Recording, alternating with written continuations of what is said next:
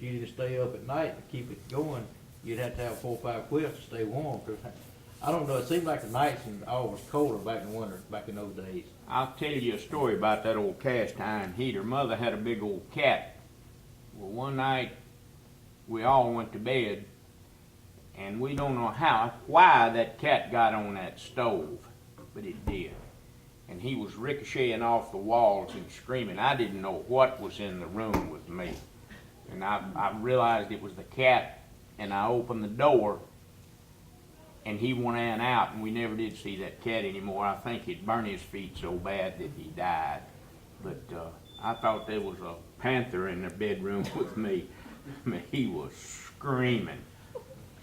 So we have like 10 minutes left, and do y'all want to share some stories of Lock 6? They'll have to do that. Tell the 3 nearly drownings. Okay, I was going to tell you a fun story about the time he was going to go fishing with us, and we picked up the bed and set the bedpost in the back of his breeches, and he stayed at the house. But anyway, when we lived at Lock 6, Grandma Johnson always knew we was going to drown on the river. She worried about 2 things, storms and us drowning on the river. Well, when the boats come up, the Ouachita, the Berglund boat, come up, they had to know where the dam was because they wanted to hit it right, you know. And they had put out an old kerosene lantern downstream. I don't remember the one upstream, but put one downstream. Well, my older brother Vreeland and I, we went with Dad down before dark, just before dark, to put it up. The backwater was up because they had let those wickets down, and as we was coming up, we was sitting on the boat seat. Dad had made us a paddle apiece, and I was here and him here, you know, and we got to bumping one another in the head, and Daddy had a bad idea. He said, Vreeland, get up on the front and paddle backwards. That was a fatal idea almost. When Vreeland went to paddle backwards, his paddle caught the front of the boat, and the paddle caught the current. He went right out backwards. Well, Daddy jumped over me and went down to reach him, and he missed him. And then he went out waist deep, and it caught my bud with the overalls and pulled him up. That's how close he come to drowning. Well, my dad worked on these wickets, and the way that dam was, it's made out of timbers like cross ties, only bigger, and it was rigged up with a ratchet deal. And they had a crane on a barge, and then another barge, and they used what they called a pike pole. It's a long pole with a spike on one end, a hook on the other, and they would reach down and hook this wicket at the top and signal the bar crane back here, and they'd set it up when they wanted to pick it up. Well, they had a ratchet where it's set up, and according to how much water was going in the rivers, how many wickets they set up or down. Well, Daddy and Roy Watkins, Cecil Watkins, were working in this barge and raising the wickets or letting them down one.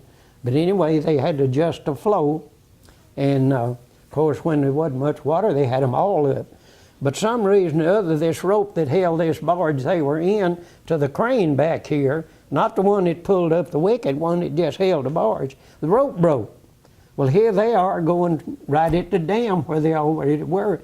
Well, Daddy was an excellent swimmer, and he was afraid if he went over the barge would kill him. So he jumped on the top of the barge and he went over. I don't know how much fall it was. Sometimes I think it might have been 12, 15 feet. I used to say 18, but I don't think it's that far. But anyway, he went over the dam. Well, Cecil stayed, and him and the barge come over. Well, when a guy on the bank that said couldn't even paddle a boat saw what happened, he jumped in the boat to go out, and Bert Tugwell, I don't know if he was lockmaster at that time, but he waded out and grabbed the boat and he could paddle. Well, Daddy come up first, and they said, don't you get in the boat, don't you get in the boat, because they knew if he come over the little old boat, he'd turn it over. So Dad just grabbed on the side, and when Cecil come up, they got to him, and they said, don't you get in? Daddy said he'd come in like a turtle. Said he'd have turned the boat over if Daddy hadn't been on the other side. Well, they get on the bank, you know, and Cecil starts vomiting. He's so scared. Daddy says, well, I lost my hat and got my tobacco wet. He was a hero guy. That night he went to bed and said when he closed his eyes, he woke up. He didn't sleep for 3 nights. He was scared worse. The other guy, well, he liked to drown. Okay, the Berglund boat was coming up, or the Ouachita one, and it made waves. Well, the backwater was up, and we was living on the mound then, and the boats were tied to the bank and rainwater in them, you know. Well, I went down to get in the boat, and I was going to get in the boat with Mr. Woods' son, who was a little older than me. Me 4 years and older, him 5 or 6, you know, something. And I was going to get in there, and he said, you get in you another boat. You in here, it won't bounce as high when the waves hit. You know, I know it's going to bounce high. So I did. That boat was part water. And I remember running the paddle down and hitting the bottom, and I said, oh, if I fall out of the boat, I can stand up. I don't remember sitting down. Because when a wave comes, it seems it kind of does that way. I went out. That's the last thing I remember. Well, I guess it was Bert Tugwell then come around, and of course a boat coming up, it didn't amuse him a lot. Did us kids. And he looked down the edge of the water, and that looks like a good rag to clean up something in the shop. And then it moved.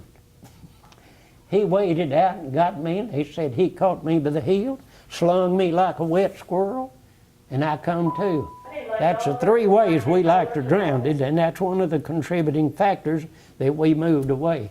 Grandma Johnson said we was going to drown. We almost did. So we left Lock 6 and went up on the river, guiding duck hunt. Dad did.